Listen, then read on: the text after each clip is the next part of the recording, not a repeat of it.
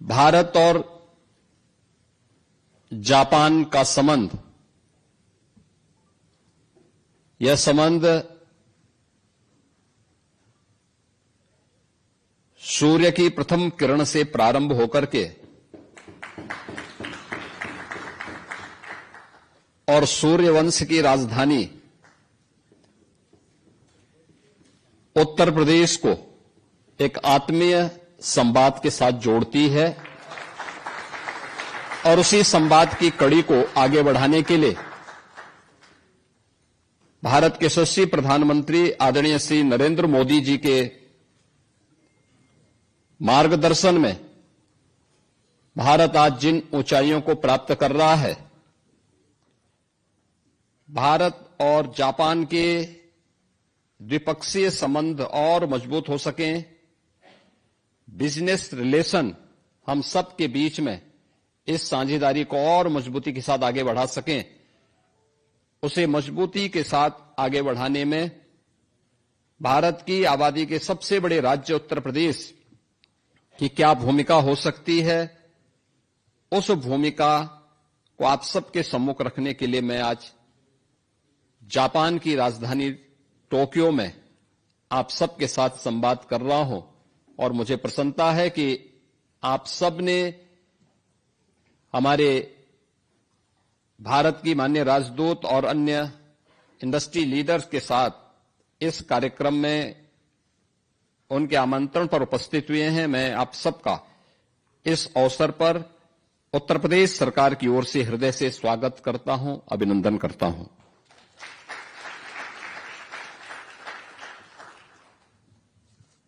मित्रों, आप सब जानते हैं कि उत्तर प्रदेश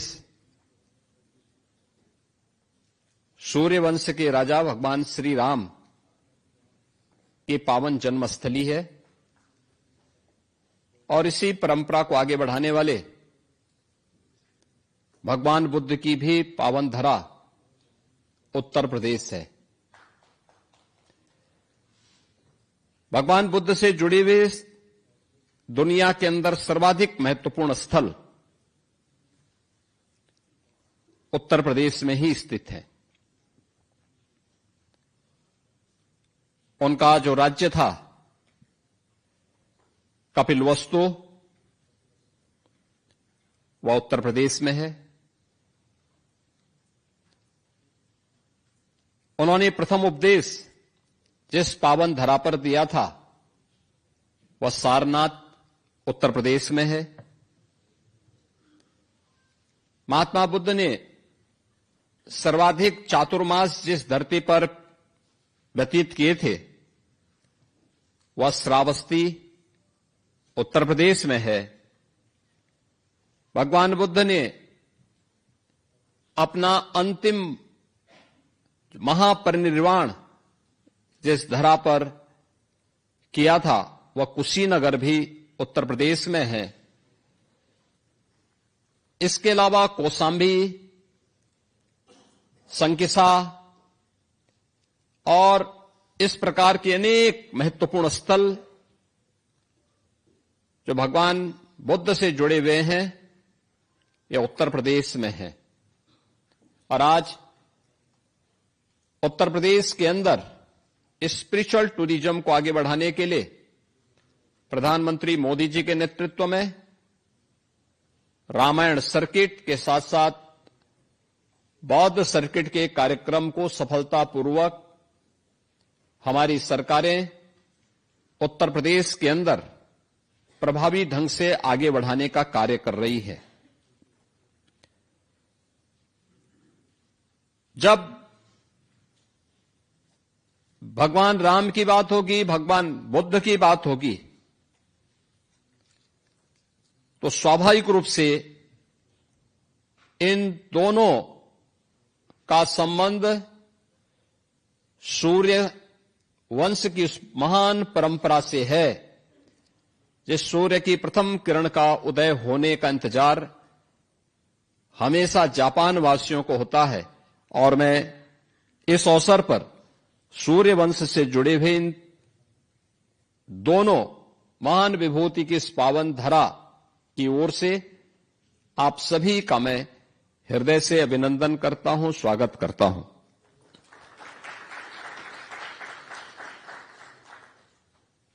मुझे प्रसन्नता है कि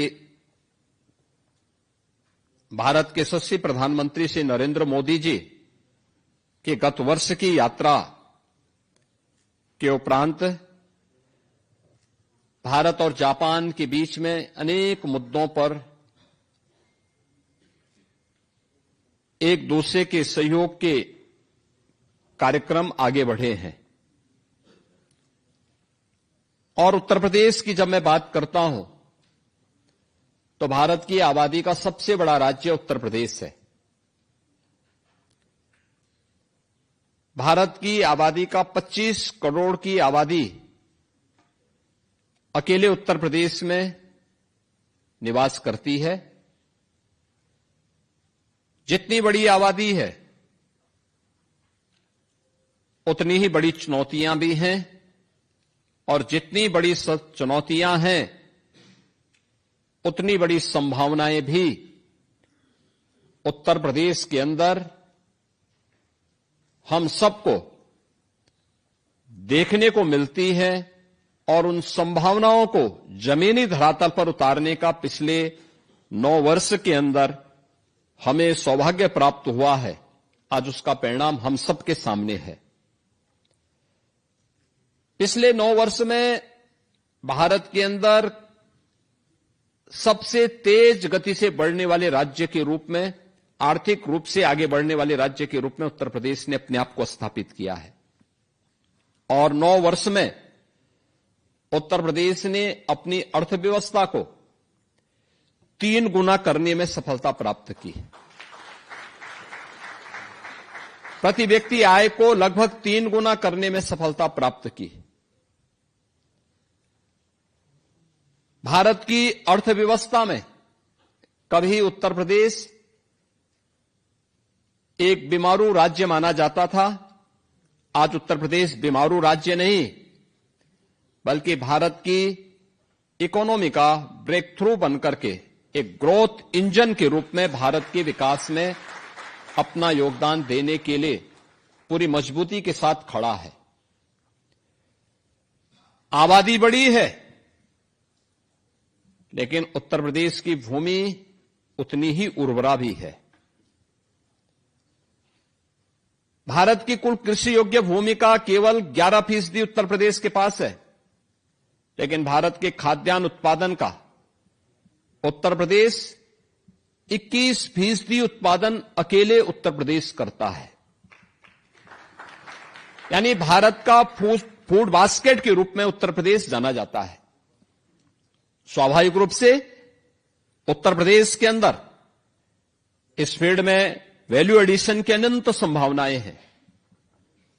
खाद्यान्न के सीड से लेकर के उसे बाजार तक पहुंचाने के लिए, बीज से लेकर बाजार तक की इस प्रक्रिया में जुड़ने, उसके पैकेजिंग के लिए, इन सभी प्रक्रियाओं को आगे बढ़ाने में एक बड़ी भूमिका का निर्वहन कंपनियों के माध्यम से वहां पर किया जा सकता है। फूड प्रोसेसिंग की अनंत संभावनाएं यूपी के अंदर हैं।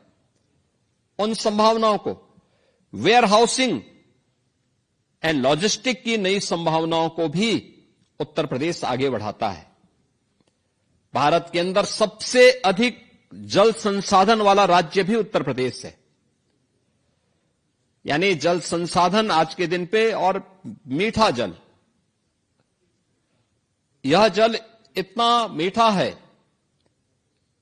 कि उस जल का उपयोग हम न केवल एग्रीकल्चर के लिए बल्कि ग्रीन हाइड्रोजन के निर्माण में भी और अन्य महत्वपूर्ण कार्यक्रमों को आगे बढ़ाने में भी हम उसका उपयोग कर सकते हैं। पंप स्टोरेज की स्कीम को भी आगे बढ़ाने में इन सभी संसाधनों का बेहतर उपयोग हो सकता है। उत्तर प्रदेश की आवश्यकता को ध्यान में रखते हुए हम लोगों ने उत्तर प्रदेश के अंदर ये 25 करोड़ की जो आबादी है, इस 25 करोड़ की आबादी में 56% आबादी ऐसी है जिस आबादी में जो आबादी वर्किंग फोर्स है, यानी युवा है, कार्य करने के लिए किसी भी फील्ड में स्किल मैन पावर की आपूर्ति करने में सदैव आपको उपलब्ध हो सकता है सस्ता और अच्छा मैन पावर। हर एक सेक्टर का उत्तर प्रदेश के अंदर आज के दिन पर उपलब्ध हो सकता है। उत्तर प्रदेश ने इस दिशा में उन सभी आकांक्षाओं की पूर्ति के लिए इंफ्रास्ट्रक्चर पर ध्यान दिया।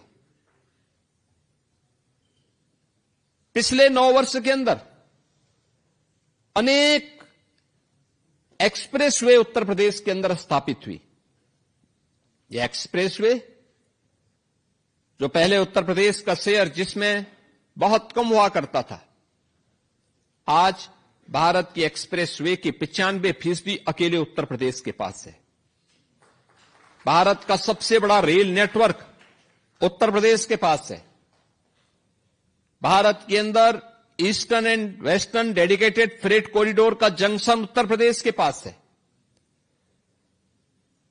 एक्सप्रेस हाईवे पर उत्तर प्रदेश सरकार के द्वारा 27 ऐसे इंडस्ट्रियल पार्क डेवलप करने की कार्रवाई प्रारंभ की गई है और मैं आमंत्रित करूंगा जापान के अपने बिजनेस लीडर्स को कि वे उत्तर प्रदेश में आए, प्राइवेट इंडस्ट्रियल पार्क के कार्यक्रम को आगे बढ़ाने में अपना योगदान दें। और मुझे बताते हुए प्रसन्नता है कि एयर कनेक्टिविटी में जितनी बड़ी सफलता उत्तर प्रदेश ने प्राप्त की है, हमने पिछले 9 वर्ष के अंदर उत्तर प्रदेश के अंदर 16 डोमेस्टिक, 4 इंटरनेशनल एयरपोर्ट संचालित किए हैं और भारत का सबसे बड़ा international airport Noida international airport बहुत शीघ्र संचालित होने वाला है। नोएडा इंटरनेशनल एयरपोर्ट के पास ही हम लोगों ने जापान के निवेशकों के लिए एक जापान इंडस्ट्रियल सिटी के निर्माण की कार्रवाई को भी आगे बढ़ाया है, जिसके लिए 500 एकड़ की भूमि वहां पर आवंटित भी की है। चाहे वह जेवर नोएडा इंटरनेशनल एयरपोर्ट हो या फिर अन्य महत्वपूर्ण एक्सप्रेस हाईवे के पास बनने वाले इंडस्ट्रियल क्लस्टर, इन सब में निवेश की अनंत संभावनाएं हैं और जापान से जुड़ी हुई तमाम कंपनियों ने उत्तर प्रदेश के अंदर अपना निवेश किया है। जिन्होंने भी उत्तर प्रदेश के अंदर अपना निवेश किया है, उन्हें उत्तर प्रदेश के एक सुरक्षित माहौल में अपना निवेश भी न केवल सुरक्षित महसूस हुआ है, बल्कि उज्जवल भविष्य की एक नई कामना के साथ वे अपने बिजनेस को उत्तर प्रदेश के अंदर बढ़ाने में रुचि लेते हैं और प्रदेश सरकार का एक सकारात्मक योगदान उन्हें उपलब्ध होता है। हमारे पास 34 से अधिक सेक्टोरल पॉलिसीज हैं और इन सेक्टोरल पॉलिसीज के माध्यम से हम उत्तर प्रदेश के अलग अलग सेक्टर में जो निवेश की अनंत संभावनाएं हैं, इन्हें आगे बढ़ाने का काम कर रहे हैं। उत्तर प्रदेश आज के दिन पे भारत के मोबाइल मैन्युफैक्चरिंग का 55% अकेले उत्तर प्रदेश मैन्युफैक्चर कर रहा है। इलेक्ट्रॉनिक कंपोनेंट का 60% मैन्युफैक्चरिंग उत्तर प्रदेश के अंदर होता है। स्वाभाविक रूप से इसके लिए लॉजिस्टिक एंड वेयर हाउसिंग की आवश्यकता है। इसके लिए भी हमारी डेडिकेटेड पॉलिसी उत्तर प्रदेश के अंदर वर्तमान में कार्य कर रही है। उत्तर प्रदेश के अंदर डाटा सेंटर क्लस्टर के निर्माण की कार्रवाई, कई प्रस्ताव हमारे पास डाटा सेंटर स्थापित करने के प्राप्त हुए हैं। सेमीकंडक्टर के क्षेत्र में आपने देखा होगा, अभी कुछ दिन पूर्व भारत के आदरणीय प्रधानमंत्री श्री नरेंद्र मोदी जी के द्वारा उत्तर प्रदेश में नोएडा इंटरनेशनल एयरपोर्ट के पास ही एक सेमीकंडक्टर यूनिट की आधारशिला रखी गई है। इन सभी सेक्टर्स में जो संभावनाएं उत्तर प्रदेश के अंदर हैं, उन संभावनाओं को आगे बढ़ाने के लिए और आप सब के सहयोग को प्राप्त करने के लिए आज हम सब यहां पर आपके सामने उपलब्ध हुए हैं। उत्तर प्रदेश में आपका निवेश इसलिए भी सुरक्षित है और आपके लिए भी सुखद अनुभूति का क्षण उपलब्ध कराता है, क्योंकि उत्तर प्रदेश में एक सुरक्षित वातावरण है, स्केल है, तो उस स्केल को स्किल में बदलने की सामर्थ्य भी है, स्टेबिलिटी है, स्पीड है। ये सभी कुछ आपको उत्तर प्रदेश के अंदर देखने को मिलेगा। यानी पर्याप्त मात्रा में यंग वर्कफोर्स इंडस्ट्री में कार्य करने के लिए वहां पर आपको उपलब्ध हो सकता है। किसी प्रकार की कोई समस्या नहीं। हर इंडस्ट्रियल पार्क के लिए 4 लेन की कनेक्टिविटी, पर्याप्त मात्रा में ऊर्जा की आपूर्ति उत्तर प्रदेश के अंदर आज के दिन पर उपलब्ध करवाई जा रही है। 75,000 एकड़ का हमारे पास व्यापक लैंड बैंक है। ये लैंड बैंक न केवल एनसीआर में बल्कि एक्सप्रेस हाईवे के साथ ही बुंदेलखंड में भी झांसी के पास 56,000 एकड़ में हमारा नया इंडस्ट्रियल सिटी का निर्माण बीडा के नाम पर वर्तमान में प्रारंभ हुआ है। इन्हें हम आगे बढ़ाने का कार्य कर रहे हैं। आज प्रदेश के अंदर बेहतर कानून व्यवस्था का ही परिणाम है कि हमें अभी 2023 में हम लोगों ने उत्तर प्रदेश का ग्लोबल इन्वेस्टर समिट किया था। ग्लोबल इन्वेस्टर समिट में उत्तर प्रदेश को देश और दुनिया से आए हुए निवेशकों के माध्यम से 40 लाख करोड़ रुपए के निवेश के प्रस्ताव प्राप्त हुए थे और 40 लाख निवेश के प्रस्तावों में से अब तक 15 लाख करोड़ रुपए के निवेश के प्रस्तावों को जमीनी धरातल पर उतारने में हमें सफलता प्राप्त हुई है। 7 लाख करोड़ के निवेश के प्रस्ताव अभी हमारे पाइपलाइन में हैं और बहुत शीघ्र जब भी हमारी ग्राउंड ब्रेकिंग होगी, उस ग्राउंड ब्रेकिंग सेरेमनी में हमें 7 लाख करोड़ रुपए के नए निवेश के प्रस्तावों को भी जमीनी धरातल पर उतारने में हमें सफलता प्राप्त होगी। बड़े निवेशक के लिए एक महत्वपूर्ण केंद्र उत्तर प्रदेश इसलिए भी है क्योंकि भारत का एमएसएमई का सबसे बड़ा जो आधार है, जो सबसे बड़ा बेस है, वो यूपी के पास है। 96 लाख एमएसएमई यूनिट वर्तमान में यूपी के अंदर कार्यरत हैं, जिनमें 3 करोड़ से अधिक लोग कार्य कर रहे हैं। ये 3 करोड़ लोग उत्तर प्रदेश के अंदर शासन, उत्तर प्रदेश सरकार एमएसएमई सेक्टर को अनेक प्रकार से सुविधाएं देती है। कोई भी एमएसएमई यूनिट के लिए 1000 दिनों तक उन्हें किसी भी प्रकार की कोई भी एनओसी से मुक्त किया जाता है और वे उत्तर प्रदेश के अंदर अपना निवेश करते हैं। 1000 दिनों के अंदर वे अपनी अन्य औपचारिकताओं को पूर्ण कर देती हैं। लेकिन उनका प्रोडक्शन नहीं रुकता, उनको कहीं कोई डिस्टरबेंस नहीं होता है।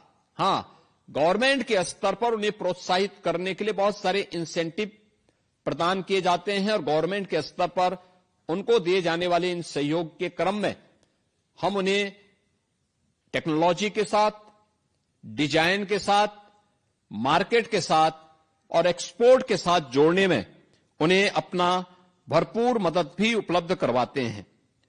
उत्तर प्रदेश के अंदर हम लोगों ने जो एक तंत्र विकसित किया है, उस माहौल का लाभ लेने के लिए मैं आज आप सभी को वहां पर आमंत्रित करता हूं। Single window ease of doing business के लिए किस प्रकार से महत्वपूर्ण हो सकता है। आज Uttar Pradesh ease of doing business में देश के अंदर टॉप अचीवर स्टेट के रूप में उत्तर प्रदेश ने स्थान प्राप्त किया है और उत्तर प्रदेश ने इसके लिए निवेश मित्र, निवेश सारथी, निवेश मित्र के माध्यम से हम लोगों ने कोई भी एमओयू उत्तर प्रदेश सरकार के साथ होता है, निवेश मित्र उसके माध्यम से सीएम फेलोज सारी औपचारिकताओं को पूर्ण करके निवेशक को फॉलोअप के माध्यम से सारी औपचारिकताओं को एक समय सीमा के अंदर उन्हें उपलब्ध करवाता है। निवेश सारथी उस निवेश को प्रभावी ढंग से निवेश कराने में योगदान देता है।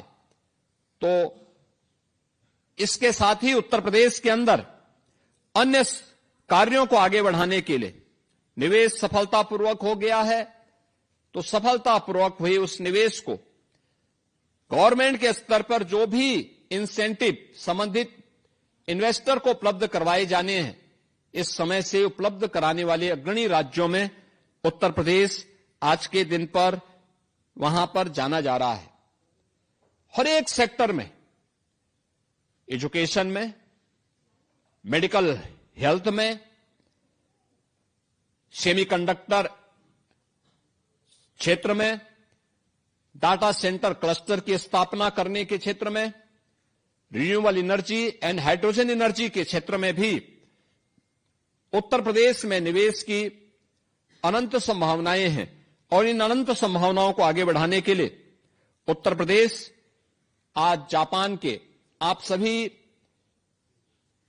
बिजनेस लीडर के साथ यहां पर संवाद बनाने के लिए आज हमारी पूरी टीम उत्तर प्रदेश से यहां पर उपस्थित हुई है। मैं आप सभी इंडस्ट्री लीडर का आह्वान करूंगा कि भारत के सबसे अच्छे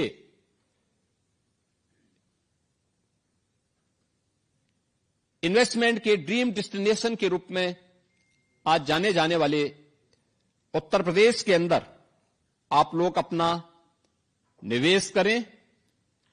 ये निवेश डीप टेक में हो सकता है, फिनटेक में हो सकता है, मेडटेक में हो सकता है, या फिर यह निवेश सर्विस सेक्टर में भी आप अनुमान कर सकते हैं। स्पिरिचुअल टूरिज्म में, eco tourism and heritage tourism के लिए गत वर्ष उत्तर प्रदेश के अंदर 156 करोड़ टूरिस्ट उत्तर प्रदेश के अंदर की यात्रा किया है। उसके स्केल को देखिए, होटल्स की चेन बन सकती है, अच्छे रेस्टोरेंट बन सकते हैं, इलेक्ट्रिक व्हीकल मोबिलिटी में हम वहां पर निवेश करके इसके माध्यम से निवेश को आगे बढ़ा सकते हैं। इन सभी सेक्टर्स में जो अनंत संभावनाएं हैं, उन संभावनाओं को आपके सामने प्रस्तुत करने के लिए आज टीम यूपी आपके बीच में आई है, आपका आह्वान करती है कि आप उत्तर प्रदेश में आइए। उत्तर प्रदेश के अंदर किया जाने वाला आपका प्रत्येक निवेश न केवल उत्तर प्रदेश के लिए बल्कि आपके लिए भी वह निवेश पूरी तरह सुरक्षित भी होगा और आपके एक उज्जवल भविष्य को आगे बढ़ाने में एक निर्णायक भूमिका का निर्वहन करेगा।